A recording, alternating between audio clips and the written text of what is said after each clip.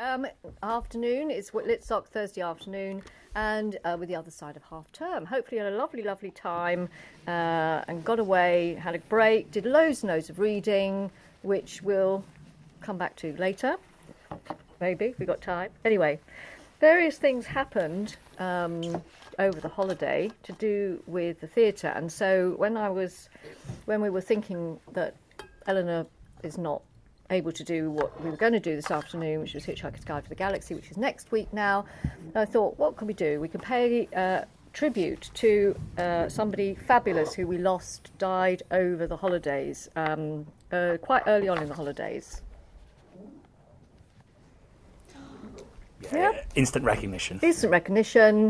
Maggie Smith, obviously in this very, very iconic role as Professor McGonagall, and not actually... She shouldn't really be with Hedwig because she's a cat, so they don't really. Anyway, they get on okay. So yes, Dame Maggie Smith, 89, and had a most fabulous career. And oh boy, if you fell foul of Dame Maggie Smith, you fell foul of her. Okay, lots of wonderful friends who were also dames, and a formidable acting career. But not really surprisingly, because if you look at what's on the table. 99.5% of the books on the table are British play texts from the last 120 odd years. We have a formidable, and I mean formidable, playwriting tradition.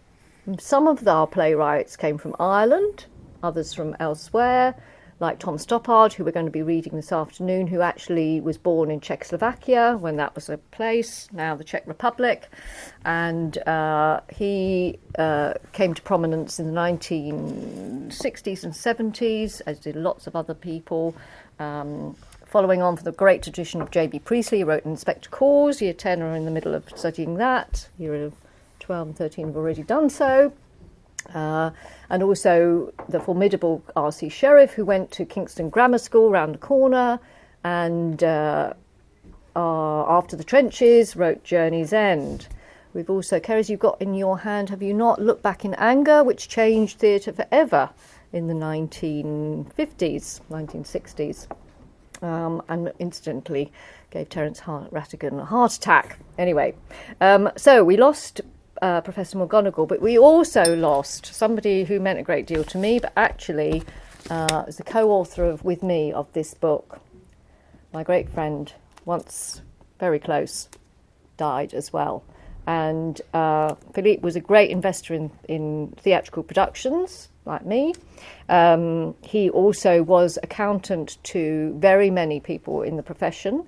Each year he spoke at Wimbledon School of Art and also Lambda and RADA about how you, as an actor, a self-employed creative, you managed your money affairs and you saved up. You didn't you didn't spend everything that you got at once because there might be lean years. A lot of influence. And when I read back this text, I look at it and I think, 9 months sitting at the kitchen table writing this, then 9 months redrafting it with the help of our formidable editor Rachel Wright, and we managed it. And I use the analogy that a producer's office sometimes was absolutely extraordinary, lots of things happening, and sometimes it could be like Cawdor Castle. If you know your Macbeth, you know what Cawdor Castle is not exactly the best place to be on a certain occasion. So everything I learnt about the theatre is in this book, and everything I learnt about how to invest in theatrical productions was influenced not only by myself, by my work, but also how to set it out orderly in columns as an accountant, Philippe as well. So the theatrical world is poorer for both of them this year. So we're going to spend this afternoon, this is why we're set up like this, reading a play. We've never done this before. We've read things to each other. We've read extracts of things, but we've never actually read as in the classroom. This is not going to be like the classroom this afternoon. It's going to be much more informal, even though it looks quite formal. But there is a good reason why it's set up like this. Anybody know? Anybody realise why it's set up exactly like this? Like we're going to have dinner together? Which we're not. which we're not. Any ideas? We had tea and biscuits together. Refreshments are possible. You can have more if you wish. Don't all go at once. Any ideas? You've already been once more, so. Okay. Take a guess. What's Miss Honey just been talking about? Sorry? If we're reading a play, then we can have like different characters or something, and they're like across, so you can all see. We can all see everyone, exactly. Nobody's got their back to anybody, have they? They've only got their back to the rest of the room, okay? This is a very traditional way of the first day of a rehearsal, a read-through, okay? This happens with non-fiction as well as theatre, okay? It happens with, I don't mean non-fiction. I mean, it happens with film as it does with theatre. And if you've done any theatre at all, you probably might have been sitting on the floor or in a circle, but traditionally, in the time that Tom Stoppard started his writing career, this is how it would be. Actors, stage managers, crew around the side, sometimes quite often at the table now. Everybody's very relaxed. You might be wearing sweats or casual clothing, jeans, wouldn't be as formally dressed as we all are now. People used to drift in and out. Quite often that's happening now as well with phones, but quite often, usually phones are banned in rehearsal rooms now, unless there's a major problem. What happens if you use your phone in the room?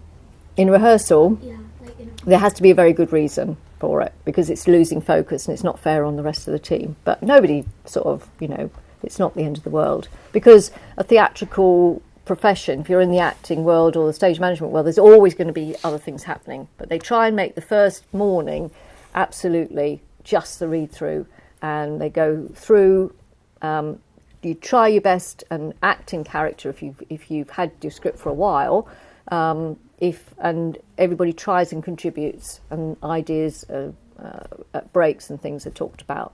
So it's really a working morning, but it's a bit of fun as well, isn't it? Yes. Yeah, and everybody gets to introduce each other to themselves, to each other as well. So the play we're going to read is Arcadia by Tom Stoppard, which has a multiple of meanings. Mr. Humphries is passing out the scripts. He is not the stage manager. He is the producer. Today I am the director. However, we have no stage manager. Away from you, Miss Huntley. One between two, by the way. Okay. One between two, okay? So some of you might need to... Okay, Miss Huntley, you're still talking, by the way. Okay, sorry. We used to study this at A-level when I was first teaching. It was a joy to me. It was one of my first A-level dramas. I learned so much from this play, not only about drama. Having worked in the theatre, I'd seen Arcadia. I hadn't actually worked with Mr. Stoppard, unfortunately, but I'd met him at a couple of parties, and also when I was a member of the London Library, he came and sat next to me. It was amazing. At our AGM one evening, he was the president, and still is the president of the London Library. Okay, so one of our greatest, certainly the greatest living British playwright in a myriad galaxy of stars, old and new. Okay, we haven't got too many really new plays because we only tend to get them in when drama is doing them, but we've only got a broad spectrum of 20th century, 21st century plays in front of, or 20th century plays in front of us. Okay, so without more ado, we will begin. Has everybody got a script? Yep. Yeah. So you can see where we're starting. Okay, we just got enough, don't we? Yeah, we have enough, at least one between two, so we're fine. Okay, right. Now, ordinarily, obviously, everybody has their own part, and they do not tend to read other parts. If anybody's absent, maybe the stage manager, deputy stage manager will take up all the understudies. Usually most plays, unless they're very small, have understudies, okay? People who will occupy the place that the actor that's missing. However, because we don't have enough parts for everybody, so what we're going to do is we're going to read like this. So Hannah will start. Okay. I will read the stage directions. Hello, Holly. And we will come round. So you have to keep an eye as where you are. So you might need a ruler or a finger to work out where you are. Okay. We need to have one between two. Maybe Holly, Ashley, could you and you two share? There you go. Yeah. Perfect. Okay. All right. So, Arcadia by Tom Stoppard, ladies and gentlemen, and Sir Tom Stoppard, I should say now. Okay. Right. You will notice, or you won't notice, but it was first published in 1993. That's how old this is. And in 1993, when he wrote this, or in 1992, I was just finishing my work in the theatrical profession. But I saw this at the National Theatre in the Littleton Theatre, and then it moved to the Haymarket. It's been done subsequently as well. Right, characters in order of appearance. Have they got this? Yes, they do. Yeah, on the left-hand side. Yes, okay. And you've got... They got your Oh, that one. So, yeah. This one? What right. you see, they see. What yeah. I see, okay. Right. So, Arcadia opened at the Littleton Theatre, Royal National Theatre, on the 13th of April, 1993. The Littleton Theatre is the proscenium arch theatre in the National. It is not the theatre in the round, and there is a reason for this, because it's the traditional shape of our theatres. Thomasina Coverley was played by Emma Fielding, still working. Septimus Hodge, Rufus Sewell. He is currently appearing on Netflix in The Diplomat. Jellaby, Alan Mitchell. Ezra Chater, Derek Hutchinson. These people, if I don't say anything about them, they were stalwarts of the National Theatre, because in these days they had a bank of players that they constantly turned to. Richard Noakes, Sidney Livingston, Lady Croom, Harriet Walter. Harriet Walter has just done a new book, I think, and podcast performances about women in Shakespeare and filling in their words that they didn't speak at the end of the play. Dame Harriet Walter now. Captain Bryce, R.N., Graham Sinclair. Hannah Jarvis, Felicity Kendall. This was 1993. The Good Life, which Felicity Kendall had made a household name, set in Surbiton, not actually filmed in Surbiton, but set in Surbiton. Now Dame Felicity Kendall. She was a household name. Chloe Coverley, Harriet Harrison. Bernard Nightingale, Bill Nighy. Now, Bill Nighy, I first came across Bill Nighy when he was playing Samwise on a radio production of The Lord of the Rings in the 1970s, 80s. He's gone on to greater things. He's a formidable player. He's actually in Love Actually. You might have seen him in that. He's everywhere. There's a new film coming out very shortly about IVF, the first babies and how it was developed, and he's up there. Okay. Valentine Coverley, Samuel West. Samuel West is the son of Timothy West and Prunella Scales, who I had the great pleasure of working with after this. And he too is a formidable member of the theatrical production. He plays what's his name? Siegfried in All Creatures Great and Small now on any platform you care to mention. Gus Coverley and Augustus Coverley, Timothy Matthews, they are twins. They're the same boy but in a different time frame. So it was directed by Trevor Nunn, who also directed Les Miserables, among other things. Designer was Mark Thompson, lighting Paul Pyant, and the music Jeremy Sams. Thompson, Pyant, Sams are all still working, still going strong. Right, here we go then. Act 1, Scene 1. I'm going to cut, so you will have to try and keep up. If you need a ruler to keep where you are, please use one. Okay, eyes down. Act 1, Scene 1. A room on the garden front of a very large country house in Derbyshire in April 1809. Nowadays, the house would be called a stately home, and nowadays also, we didn't know it at the time, this is actually Chatsworth, where Pride and Prejudice was filmed, amongst other things. He knew and got on very well with the last Duchess of Devonshire. We didn't know this when this was actually first written. The upstage wall is mainly tall, shapely, uncurtained windows, one or more of which work as doors. In other words, what we would call French windows. They're not bifolds because they didn't have them in Georgian Britain. Nothing much need be said or seen of the exterior beyond. In fact, this is the bizarreness about this. This is a book about gardens, but you never actually see the garden. You only hear about it. We come to learn that the house stands in the typical English park of the time. Perhaps we see an indication of this, perhaps only light and air and sky. Now, ladies and gentlemen, this is very important because this will dominate the set when we come into the theatre. The room looks bare despite the large table which occupies the centre of it. Now, the table in the original production was circular. The table, the straight-back chairs and the only other item of furniture, the architect's stand or reading stand, we would call this a lectern now, would all be collectible pieces now. But here, on an uncarpeted wood floor, they have no more pretension than a schoolroom, which is indeed the main use of this room at this time. What elegance there is architectural, and nothing is impressive but the scale. There is a door in each of the side walls. These are closed, but one of the French windows is open to the bright but sunless window.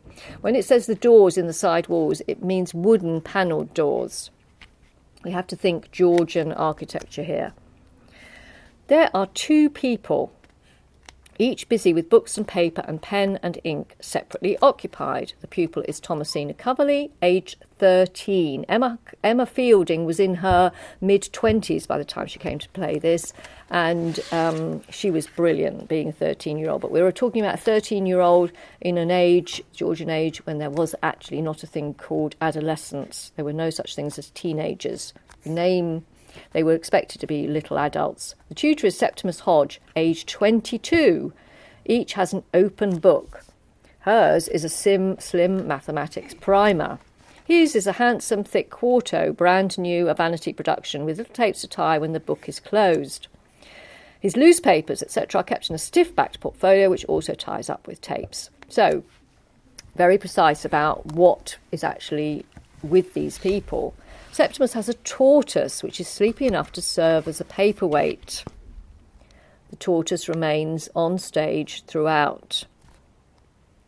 We will have the RSPCA at some point talking to the crew about the tortoise, ladies and gentlemen. But for the moment, Mr. Stoppard's collected works will have to remain as the tortoise. I'm afraid I forgot to provide one for today. Elsewhere on the table there is an old-fashioned theodolite and also some other books stacked up. Can you remember what a theodolite is? You see them in the street, don't you? It's like for measuring. Oh yes, for measuring, surveying. Surveying. That's yes, the word. yes. Okay. So we cannot see the garden, although the garden and its what's going on in the garden will be important. We cannot see the landscape. We only will hear about the landscape, but we can understand that this is a schoolroom and we have a tutor and a very, very, very clever 13-year-old. Okay, off we go. Septimus, what is carnal embrace? Carnal embrace is the practice of throwing one's arms around a side of beef. Is that all? No, a shoulder of mutton, a haunch of venison, well hugged, an embrace of grouse, Caryocanus feminine flesh. Please speak up so that we can hear you down here. Is it a sin? Not necessarily, my lady, but when carnal embrace is sinful, it is a sin of the flesh. QED. We had Caro in our Gallic wars. The Britons live on milk and meat. Lacte et carne vivunt. I am sorry that the seed fell on stony ground. That was the sin of Onan, wasn't it, Septimus? Yes. He was giving his brother's wife a Latin lesson. She was hardly the wiser after it than before. I thought you were finding a proof of Fermat's last theorem. It is very difficult, Septimus. You will have to show me how. If I knew how, there would be no need to ask you. Fermat's last theorem has kept people busy for 150 years, and I hoped it would keep you busy long enough for me to read Mr. Charter's poem in praise of love with only the distraction of its own absurdities. Our Mr. Charter has written a No, poem. Mr. Chater, please. Mr. Chater, there's no R before the T. Thank you. Our Mr. Chater has written a poem. He believes he has written a poem, yes, I can see that. There might be a carnality in your algebra than Mr. Chater's couch of heroes. Oh, it was not my algebra. I heard Jellyby telling me, cook, that Mrs. Chater was discovered in a carnal embrace in the gazebo. Really? With whom? Did Jellyby happen to say? Thomasina considers this with a puzzled frown. What do you mean with whom? With what? Exactly so. The idea is absurd. Where did this story come from? Mr. Noakes. Mr. Noakes? Papa's landscape gardener. He was taking bearings in the garden when he saw, through his spyglass, Mr. Chater, Mrs. Chater. Mrs. Chater in the gazebo in carnal embrace. And do you mean to tell me that Mr. Noakes told the butler? No, Mr. Noakes told Mr. Chater. Jellyby was told by the groom, who overheard Mr. Noakes telling Mr. Chater in the stable yard. Mr. Chater being engaged in closing the stable door. What do you mean, Septimus? So thus far, the only people who know about this are Mr. Noakes, the landscape architect, the groom, the butler, the cook, and of course Mrs. Chater's husband, the poet. And Arthur, who was cleaning the silver, and the boot boy, and now you. Of course. What else did he say? Mr. Noakes? No, not Mr. Noakes. Jellyby. You heard Jellyby telling the cook. Cook hushed him almost as soon as he started. Jellyby did not see that I was being allowed to finish yesterday's upstairs rabbit pie before I came to my lesson. I think you have not been candid with me, Septimus. A gazebo is not, after all, a meat larder. I never said my definition was complete. Is carnal embrace kissing? Yes. And throwing one's arms around Mrs. Chater. Yes. Now, Fermat's last theorem. I thought as much. I hope you are ashamed. I, my lady? If you do not teach me the true meaning of things, who will? Yes, I am ashamed. Carnal embrace is a sexual congression which is insertion of a male genital organ into a female genital organ for purposes of procreation and pleasure. Fermat's last theorem, by contrast, asserts to when x, y, and z are whole numbers, each raised to a power of n, the sum of the first two can never be equal to the third, when n is greater than 2. Ugh. Nevertheless, that is the theorem. It is disgusting and incomprehensible. Now when I grown to practice it myself, I shall never do so without thinking of you. Thank you very much, my lady. Was Mrs. Chater down this morning? No, tell me more about sexual congress. There is nothing more to be said about sexual congress. Is it the same as love? Oh no, it is much nicer than that.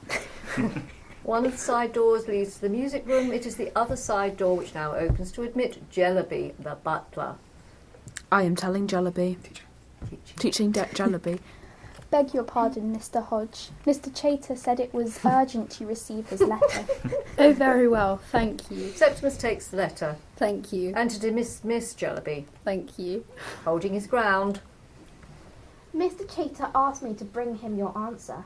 My answer? He opens the letter. There is no envelope as such, but there is a cover, which, folded and sealed, does the same service. Septimus tosses the cover negligently aside and reads.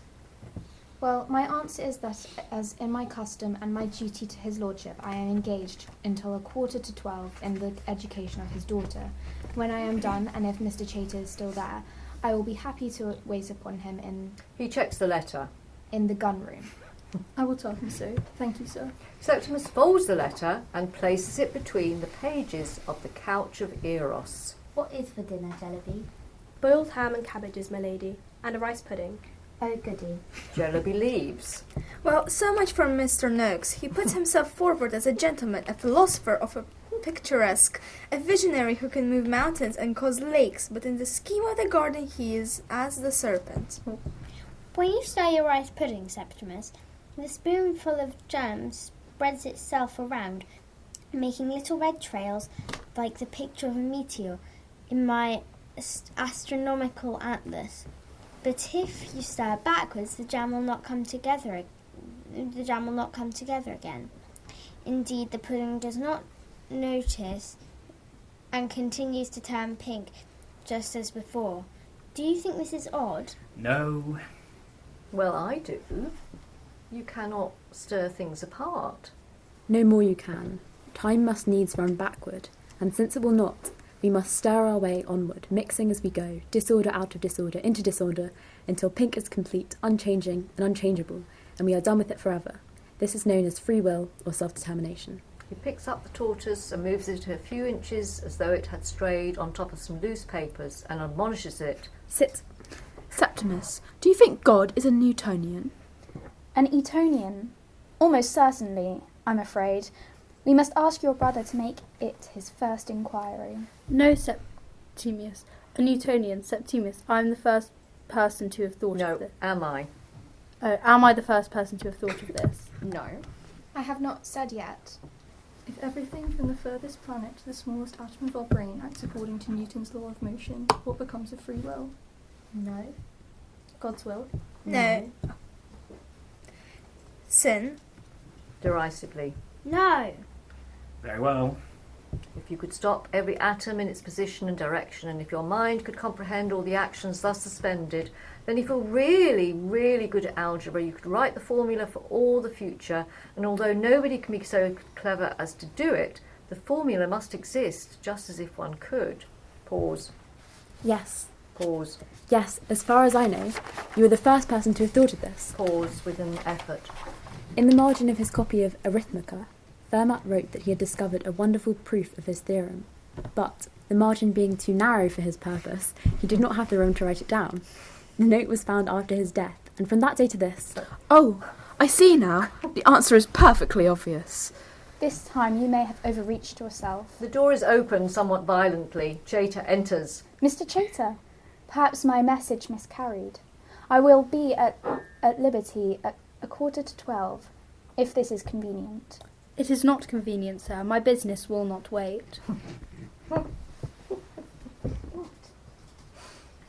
Then I suppose you have Lord Croom's opinion that your business is more important than his daughter's lesson. I do not, but if you like, I will ask his lordship to settle the point. Pause. My lady, take Fermat into the music room. There will be an extra spoonful of jam if you find his proof.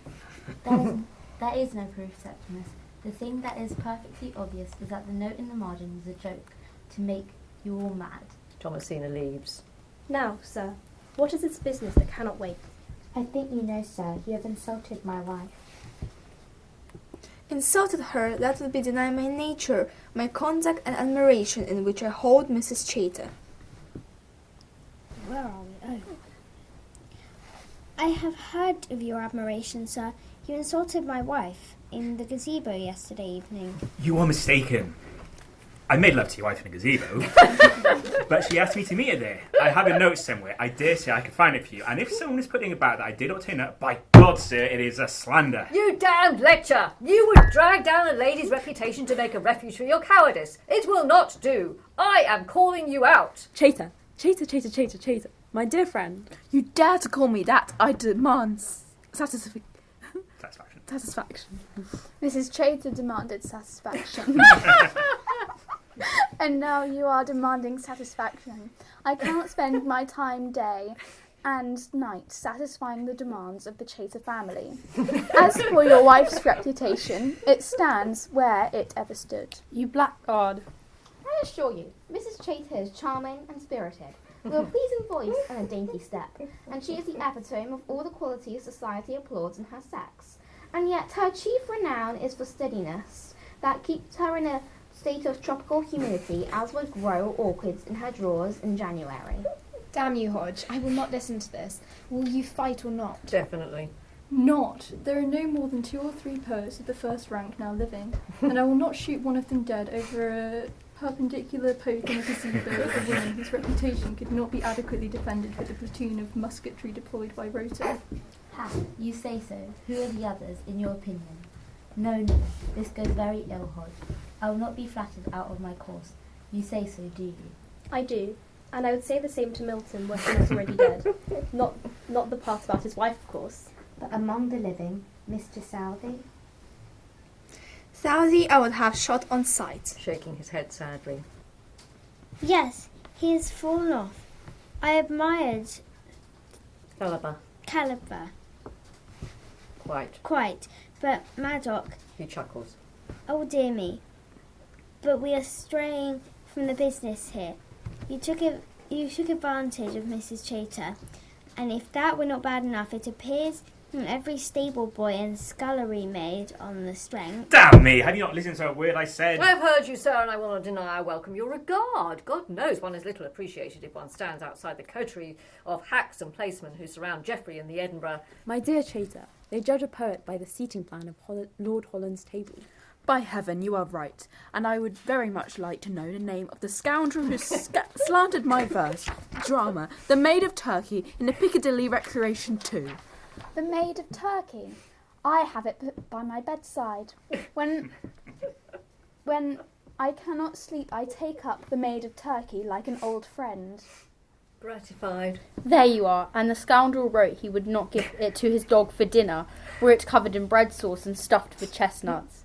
When Mrs. Chater read that, she wept, sir, and would not give herself to me for a fortnight, which recalls me to my purpose. The new poem, however, will make your name perpetual. Whether it do or not. It is not a question, sir. No coterie can oppose the acclamation of the reading public. The couch of Eros will take the town. Is that your estimation? It is my intent. It is it? Well, I do not understand you. You see, I have an early copy sent to me for review. I say review, but I speak of extensive appreciation of your gifts and your rightful places in the English literature. Well, I must say, that is certainly... You have written it. Crisply. Not yet. Ah.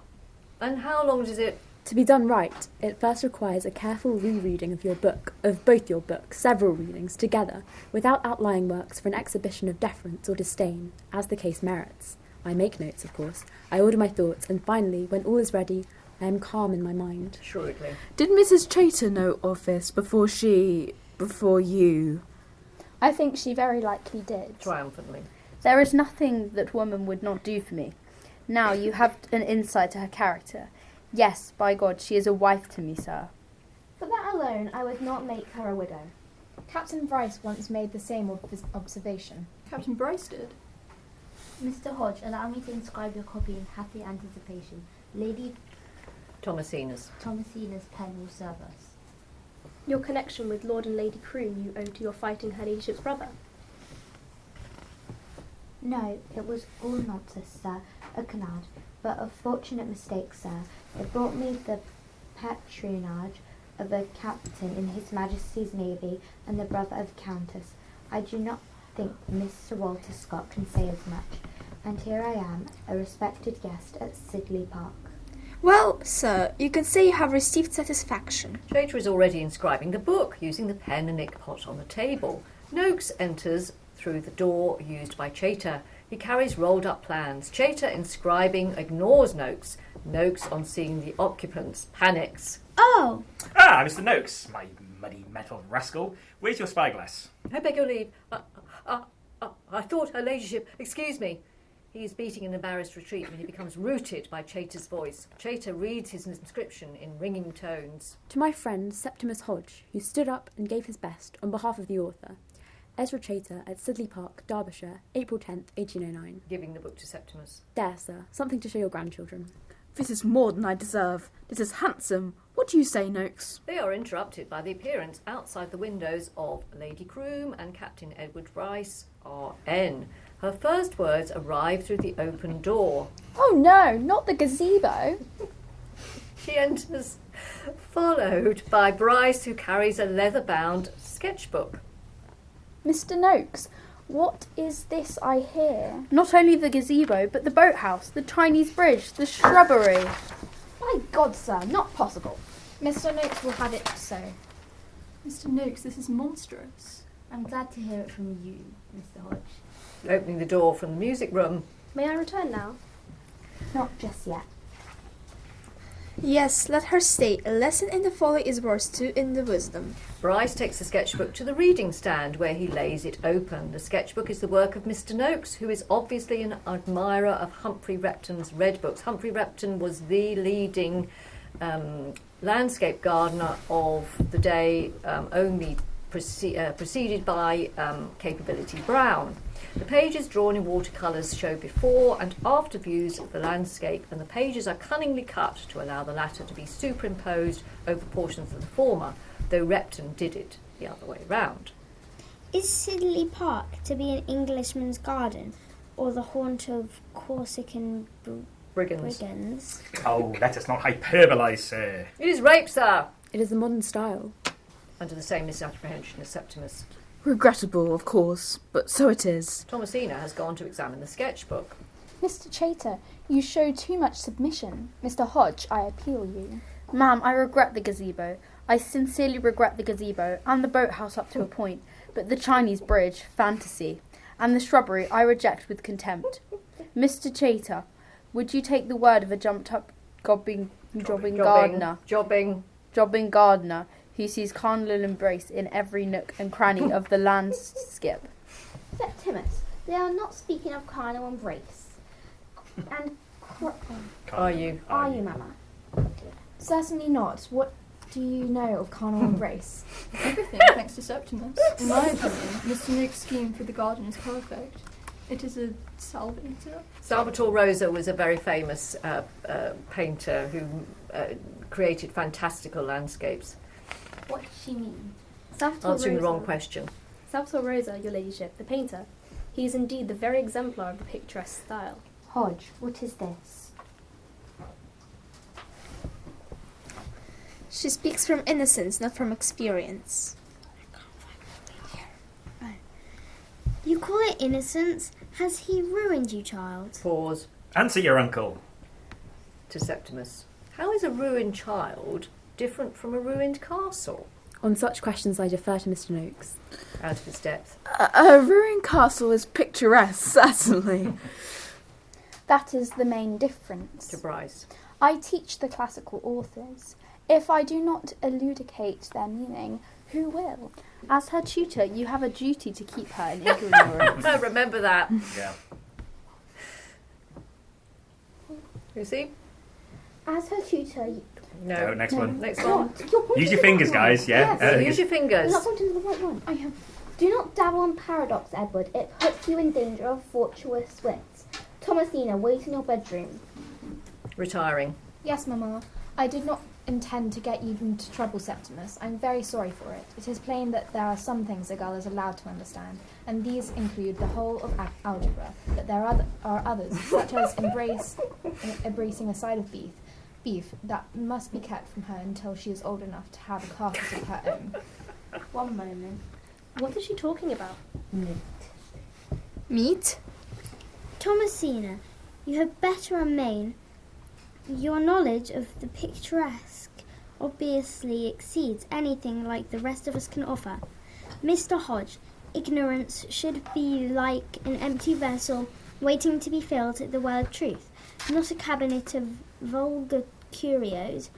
Mr. Noakes, now at last it is your turn. Thank you, your ladyship. Your drawing is a very wonderful transformation. I would not have recognised my own garden but for your ingenious book, is it not? Look! Here is the park as it appears to us now, and here as it might be when Mr. Noakes is done with it. Where there is the familiar pastoral refinement of an Englishman's crag, here is the eruption of gloomy forest and towering crag, of ruins where there was never a house, of water dashing against rocks where there was neither a spring nor stone. I could not throw the length of a cricket pitch. My hyacinth dell has become a haunt for hobgoblins, which is what she's calling hyacinths, we call bluebells now. My Chinese bridge, which I am assured is superior to the one at Kew, and for all I know at Peking, is usurped by a fallen obelisk overgrown with briars. Bleating. Lord Little has one very similar. I cannot relieve Lord Little's misfortunes by adding to my own. Pray, what is this rustic hovel that presumes to superpose itself on my gazebo? That is the Hermitage, madam. I am bewildered. It is all irregular, Mr. Noakes. It is, sir. Irregularity is one of the chiefest principles of the picturesque style. But Sidley Park is already a picture, and most ample picture too. The slopes are green and gentle, the trees are companionable, grouped at intervals that show them to advantage. The rail is a serpentine ribbon unwound from the lake, peaceably contained by meadows, on which the right amount of sheep are tastefully arranged. In short, it is nature as God intended, and I can say with the painter, et in Arcadia ever, here I am in Arcadia, Thomasina.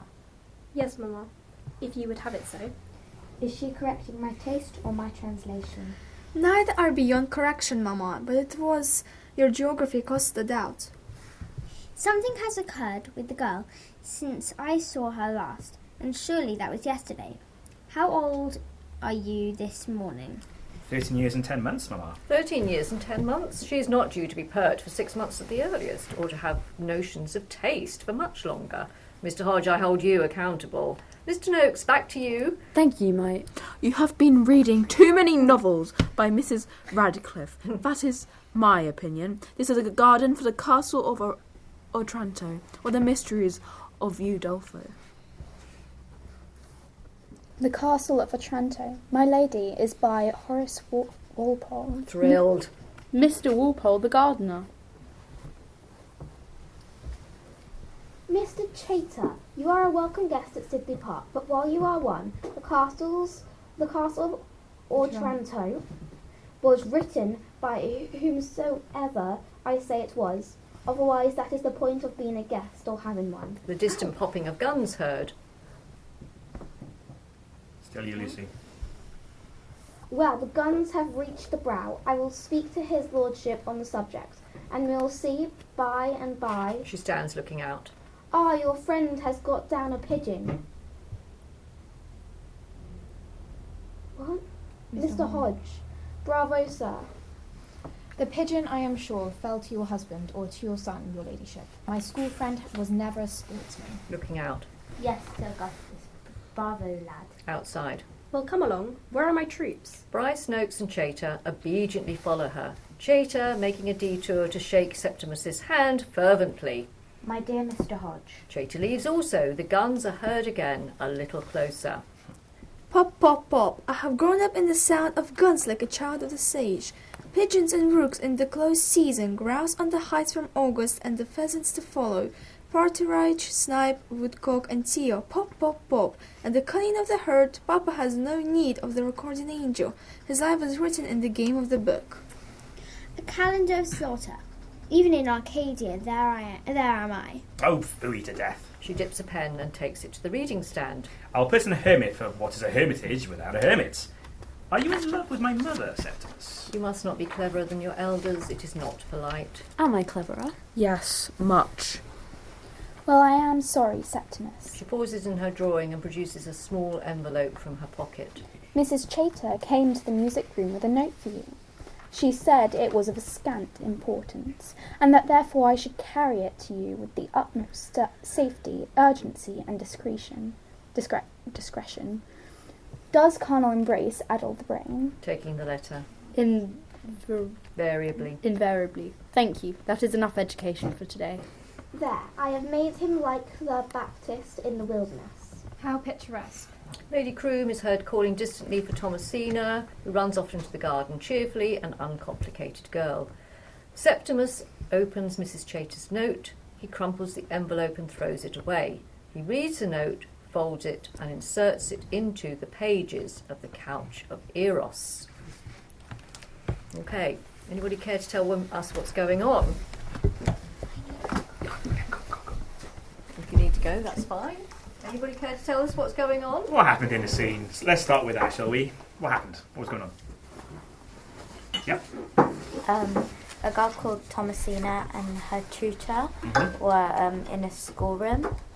Not in a schoolroom. But yeah, they're in a room that's been used as a schoolroom. Yeah. And one of the butlers came in, I think, and I think the butler has a wife. The butler does not have a wife. He does not. No. The butler's called Jellaby. The poet is called Mr. Then who's Mr. Chater? Mr. Chater is the poet who's visiting, along with Mrs. Chater. Well, then, the poet who has a wife and he's accusing the tutor of having intimate relations. Yes, carnal embrace even in the Gazebo. In the gazebo. Okay, there's a line where Tom Stoppard actually alludes to Cluedo. In the gazebo with the meat, not the meat safe, okay? What would you do in Cluedo? What would you say? In the dining room with The candlestick, the rope, piping, Professor etc. Plum, Miss Miss Scarlet. Scarlet, etc. Okay, all right. Okay.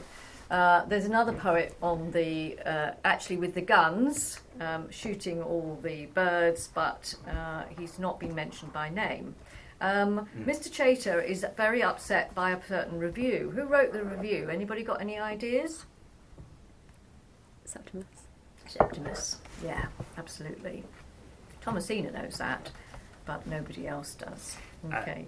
The other poet you refer to, It's a very famous poet. With a bad leg. Gives it a B. Gives it an L. Oh yeah, okay. So give him his full Mysterian title. came down like a wolf in the fold. Lord Byron. Yeah, Lord Byron. But he doesn't. Spoilers, he doesn't actually appear. He never appears, he's just talked about. Okay. So we're going to just very briefly look at scene 2, because what happens in scene 2, okay, is we have a time jump. We are no longer in 1809. 1809, of course, is when Jane Austen was writing, and we're in the middle of the Napoleonic Wars. You'd never think it, would you, apart from Captain Bryce, R.N. Here we are in the present day. Once 1993, now, of course, 2024. So, I'm going to skip around a bit. The lights come up on the same room on the same sort of morning in the present day, as it is instantly clear from the appearance of Hannah Jarvis and from nothing else. In other words, the way that Hannah Jarvis is dressed. Something needs to be said about this. The action of the play shuttles back and forth between the early 19th century and the present day, always in this same room. Both periods must share the state of the room without the additions and subtractions which would normally be expected. The general appearance of the room should offend neither period. In the case of props, books, paper, flowers, etc., there is absolutely no need to remove the evidence of one period to make way for another. However, books, etc., used in both periods should exist in both old and new versions. The landscape outside, we are told, has undergone changes. Again, what we see should neither change nor contradict. So in other words, these days you would have to have a laptop in. There would be no question about it, but it would be very discreet and would look probably as like a folio or a quarto as possible, wouldn't it? In fact, it would be there, but until it's actually open, nobody would associate it. On the above principle, the inks and pens, etc., the first scene can remain. Books and papers associated with Hannah's research in scene 2 can have been on the table from the beginning of the play. And this is actually what happened. We did not take any notice of the modern things at all, because everybody was focused on the globe that was actually on the table as well by the time we got to the production. And of course the tortoise. And so on. During the course of the play, the table collects this and that, and where an object from one scene would be an anachronism, in other words, out of place in another, say a coffee mug, it is simply deemed to have become invisible. By the end of the play, the table has collected an inventory of objects. Hannah is leafing through the pages of Mr. Noakes' sketchbook. Also to hand, opened and closed, are a number of small volumes, like diaries. These turn out to be Lady Croom's garden books. After a few moments, Hannah takes the sketchbook to the windows, comparing the view with what has been drawn, and then she replaces the sketchbook on the reading stand. She wears nothing frivolous. Her shoes are suitable for the garden, which is where she goes now after picking up the lodlight from the table. The room is empty for a few moments. In other words, she goes out the back through the French windows. One of the other doors opens to admit Chloe and Bernard. She is the daughter of the house and is dressed casually. Bernard, the visitor, wears a suit and tie. Bernard is Bill Nighy, played by Bill Nighy. Chloe, much younger. His tendency is to dress flamboyantly, but he's damped it down for the occasion slightly. A peacock-coloured display handkerchief boils over in his breast pocket. He carries a capacious leather bag which serves as a briefcase. Miss Ison, over to you. Oh, well, she was here. Ah, the French window. Yes, hang on. Chloe steps out through the garden door and disappears from view. Bernard hangs on. The second door opens and Valentine looks in. Sod.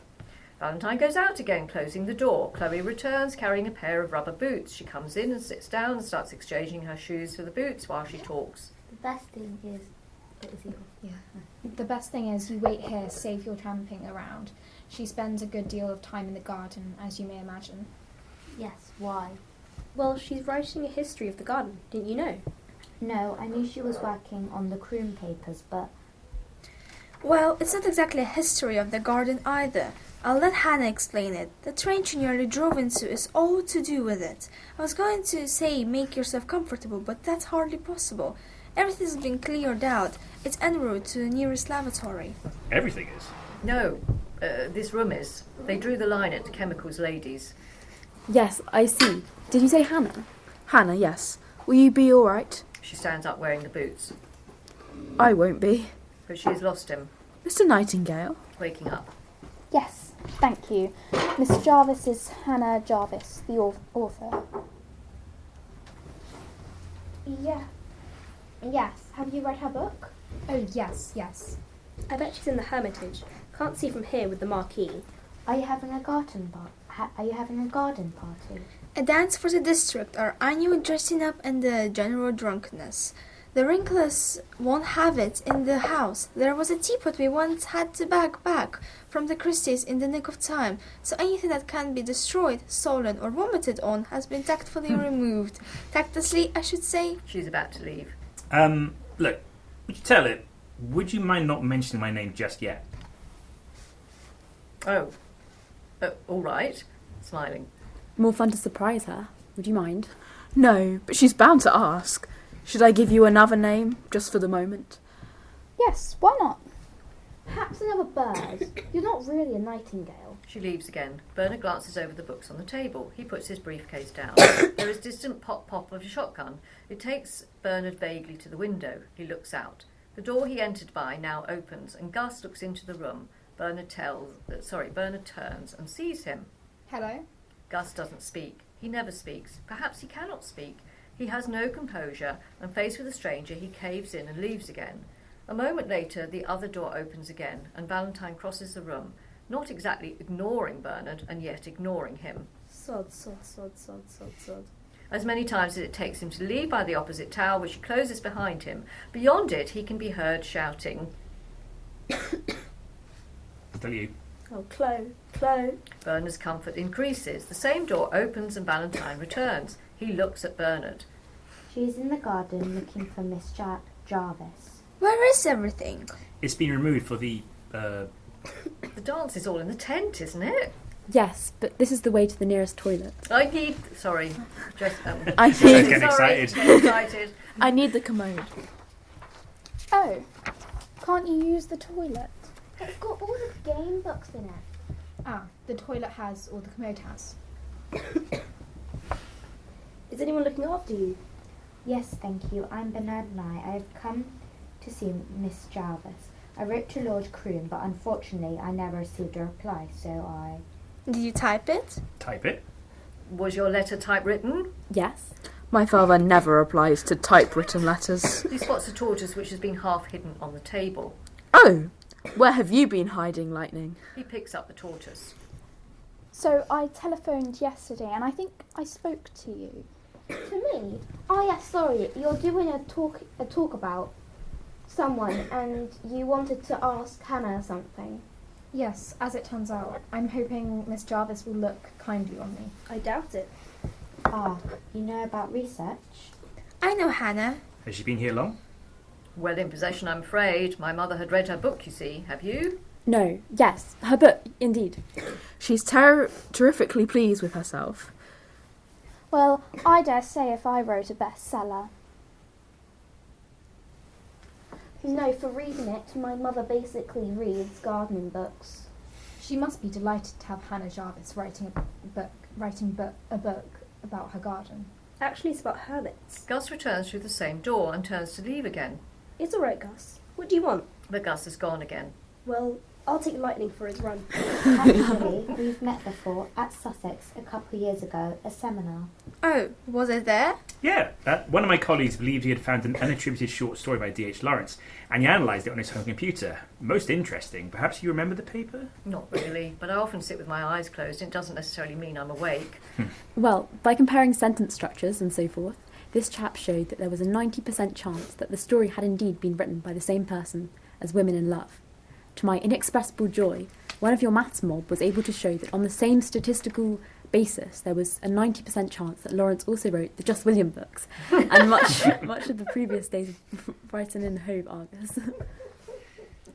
Oh. Yes, because Brighton has two universities, one called Brighton and one called Sussex. Pause. Oh, Brighton. Yes, I was there. And looking out. Oh, here she comes. I'll leave you to talk. By the way, is yours the red Mazda? Yes. If you want a tip, I put it out of sight through the stable arch before my father comes in. He won't have anyone in the house with that Japanese car. Are you queer? No, actually. Well, even so. Valentine leaves, closing the door. Bernard keeps staring at the closed door. Behind him, Hannah comes to the garden door. Mr. Peacock? Bernard looks round vaguely and then checks over his shoulder for the missing peacock, then recovers himself and turns on the Nightingale Bon Ami. Oh, hello, Miss Jarvis. Of course, such a pleasure. I was thrown for a moment. The photograph doesn't do you justice. Photograph? Her shoes have got muddy and she's taking them off. On the book. I'm sorry to have brought you indoors, but Lady Chloe kindly insisted she... No matter. You would have muddied your shoes. How thoughtful, and how kind of you to spare me a little of your time. He is overdoing it. She shoots him a glance. Are you a journalist? Shocked. No. Resuming. I've been in the ha-ha, very quilchy. Ha-ha. What? A theory of mine, haha, not haha. If you are strolling down the garden and all of a sudden the ground gave away at your feet, you're not going to go haha. You're going to jump back and go haha. Or more probably, bloody hell.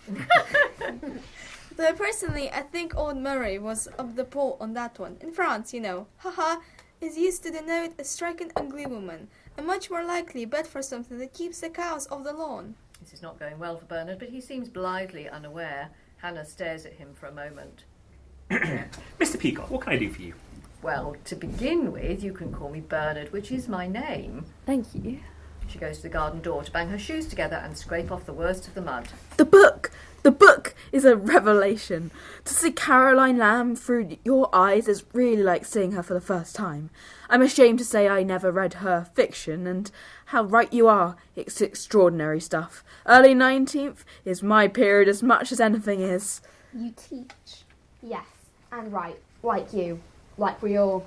Though, I've never done anything which has sold like Caro.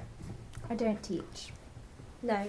All the more credit to you. To rehabilitate a forgotten writer, I suppose you could say that's the main reason for an English Dom. Not to teach? Good God, no, let the brats sort it for themselves. Anyway, many congratulations. I expect someone will be bringing out Caroline Lamb's over you now. Oh. Yes, I expect so. How wonderful! Bravo! Simply as a document shedding reflected light on the character of Lord Byron, it's bound to be. Bernard. You did say Bernard, didn't you? I did. I'm putting my shoes on again. Oh, you're not going to go out? No, I'm going to kick you in the balls. Right. Point taken, Ezra Chater. Ezra Chater. Born in Twickenham, Middlesex, 1778, author of two verse narratives, The Maid of Turkey 1808 and The Couch of Errors 1809. Nothing known after 1809 disappears from you. I see. And? Reaching for his bag. There is a Sidley Park connection. He produces the Couch of Eros from the bag. He reads the inscription. To my friend Septimus Hodge, who stood up and gave his best on the behalf of the author Ezra Chater at Sidley Park, Derbyshire, April 10th, 1809. He gives her the book. I'm in your hands. The Couch of Eros is any good? Quite surprising. You think there's a book in him? No, a monograph perhaps for the Journal of English Studies. There's almost nothing on Chater. Not a word in the DMB. Of course, by the time he'd been completely forgotten. Family. Zilch. There's only one other Chater in the British Library database. Same period? Yes, but he wasn't a poet like our Ezra. He was a botanist who described a dwarf dahlia in Martinkew and died there after being bitten by a monkey. And Ezra Chater? He gets 2 references in the periodical index, 1 for each book. In both cases, a substantial review in the Piccadilly Recreation, thrice weekly folio sheet, but giving no personal details. And where was this? The book. Private collection. I've got a talk to give next week in London, and I think Chater is interesting, so anything on him, or this Septimus Hodge, Sidley Park, any lead at all, I'd be most grateful. Pause. Well, this is a new experience for me. A grovelling academic. Oh, I say. Oh, but it is. All the academics who reviewed my book patronised it. Surely not. Surely yes. The Byron gang unzipped their flies and patronised all over it. Where is it you don't bother to teach, by the way? Oh well, Sussex actually. Sussex. She thinks a moment. Nightingale. Yes, 1,000 words in the Observer to see me off the premises with a pat on the bottom. You must know him. As I say, I'm in your hands. Quite. Say please then. Please. Sit down, do. Thank you. He takes a chair. She remains standing. Possibly she smokes. If so, perhaps now. A short cigarette holder sounds right too. All brown paper cigarillos. How did you know I was here? Oh, I didn't. I spoke to the son on the phone, but he didn't mention you by name. And then he forgot to mention me. Valentine, he's at Oxford, technically. Yes, I met him. Brideshead regurgitated. My fiancé. She holds his look. Pause. I'll take a chance. You're lying. Pause. Well done, Bernard. Christ. He calls me his fiancé. Why? It's a joke. You turned him down? Oh, sorry, it's me. This is too many people go, don't be silly. Do I look like the next Countess of... No, freebie. The joke that consoles. My tortoise lightning, my fiancé Hannah. Oh, yes. You have a way with you, Bernard. I'm not sure I like it. What's he doing, Valentine? He's a postgrad. Biology. No, he's a mathematician. Well, he's doing grouse. Grouse? Not actual grouse, computer grouse. Who's the one who doesn't speak? Gus. What's the matter with him? I didn't ask. And the father sounds like a lot of fun. Ah, yes. And the mother is the gardener. What's going on here? What do you mean? What do you mean? I nearly took her head off. She was standing in a trench at the time. Archaeology. The house had a formal Italian garden until about 1740. Lady Croom is interested in garden history. I sent in my book. It contains, as you know, if you read it, which I'm not assuming by the way, a rather good description of Caroline's garden at Brocket Hall. And you're now helping Hermione. Impressed. Hermione. The records are unusually complete, and they have never been worked on. I'm beginning to admire you. Before was bullshit. Completely. Your photograph does you justice. I'm not sure the book does. She considers him. He waits, confident. Septimus Hodge was the tutor. Quietly. At a girl. His pupil was the Croom daughter. There was a son at Eton. Septimus lived in the house. The paybook specifies allowances for wine and candles, so not quite a guest, but rather more than a steward. His letter of self-recommendation is preserved among the papers. I'll dig it out for you. As far as I can remember, he studied mathematics and natural philosophy at Cambridge, a scientist, therefore as much as anything. I'm impressed. Thank you. And Chater? Nothing. Oh, nothing at all? I'm afraid not. How about the library? The catalogue was done in the 1880s. I've been through the lot. Books or catalogue?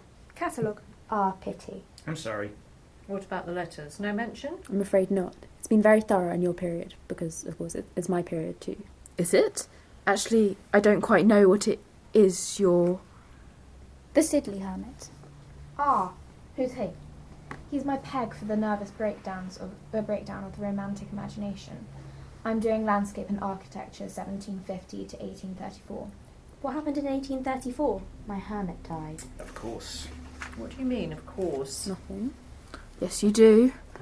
No. However, Coleridge also died in 1834. So he did. What a stroke of luck. Softening. Thank you, Bernard. She goes to the reading stand and opens Noakes'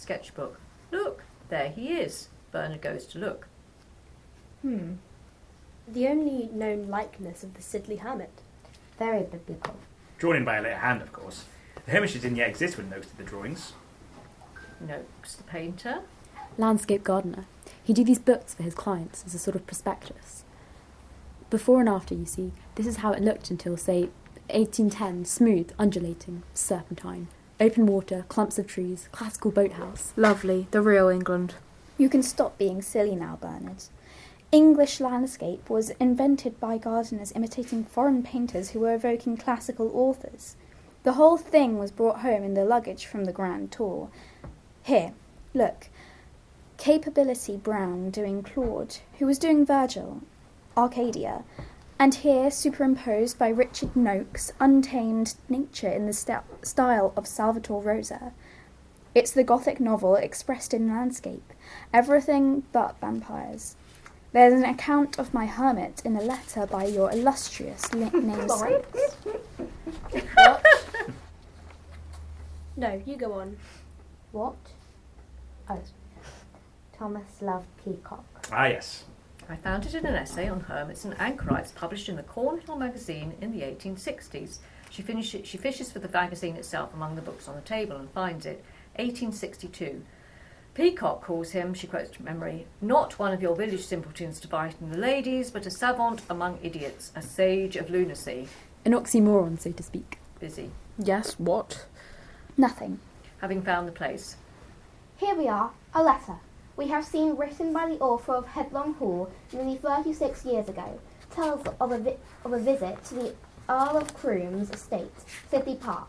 Was the letter to Thackeray? Brought up short. I don't know. Does it matter? No, sorry. But the gaps he leaves for her are false promises, and she's not quick enough. That's how it goes. Still you. Only Thackeray. Oh, sorry. Only Thackeray edited the Cornhill until 63, when, as you know, he died. His father had been with the East India Company, where Peacock, of course, had held his position of the examiner, so it's quite possible that if the essay was Thackeray, go on. Of course, there is the East India Library in Blackfriars, has most of Peacock's letters, so it would be quite easy to. Sorry, can you look? Silently she hands him the Cornhill. Yes, it's been chopped and tailed, of course. It might be worth. Go on, I'm listening. Leafing through the essay, he suddenly chuckles. Oh yes, it's Thackeray, all right. He slaps the book shut. Unbearable. He hands it back to her. What were you saying? Are you always like this?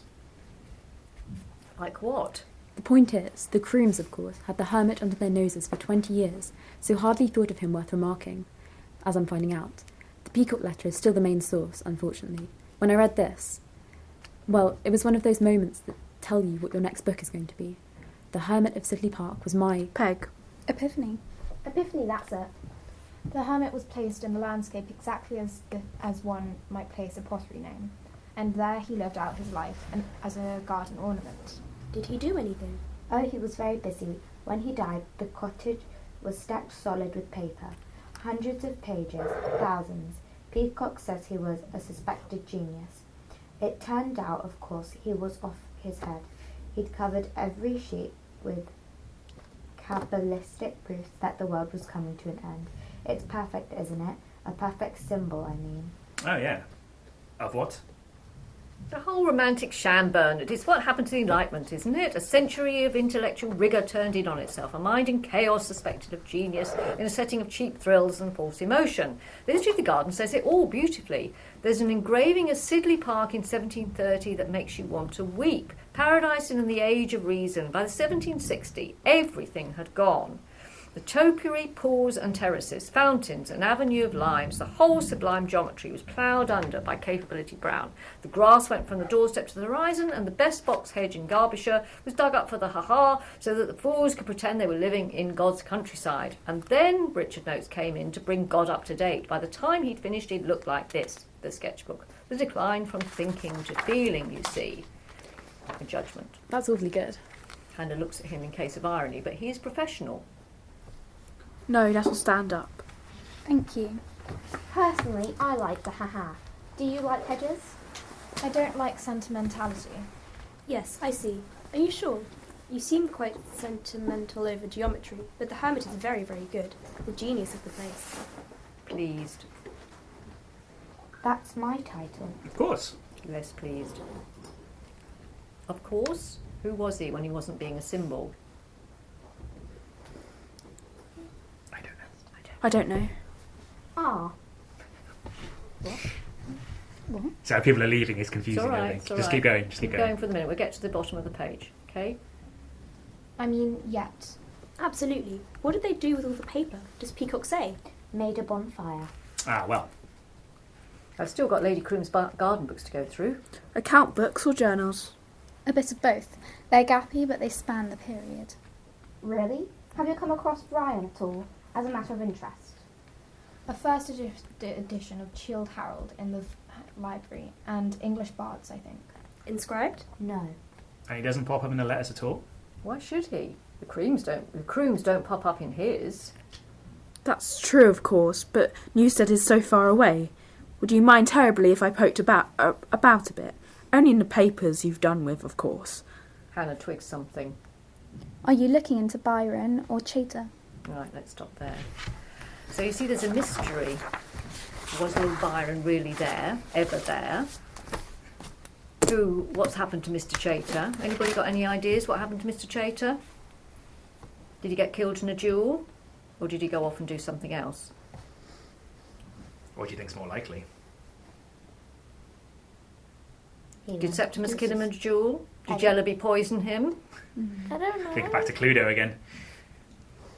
Two references to Chater in the National Archives. One in these reviews, this poet, Couchviros. The other, a Dahlia expert who died in Indonesia. I think I have that right. Yeah. Are they the same person or are they two different people? The same person? Yeah. Why are they the same person? What's going on at Croom Park to make them the same person?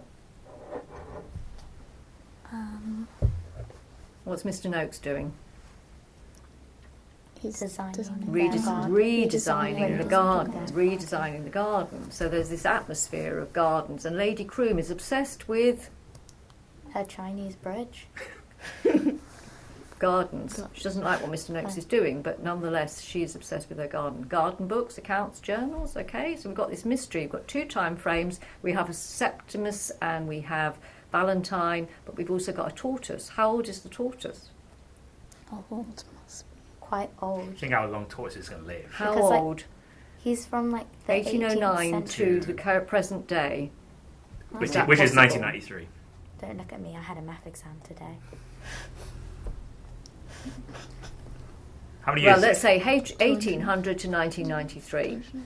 How many years is that? Yeah, Close to 200, isn't it? 283. Yeah. Do tortoises live that long?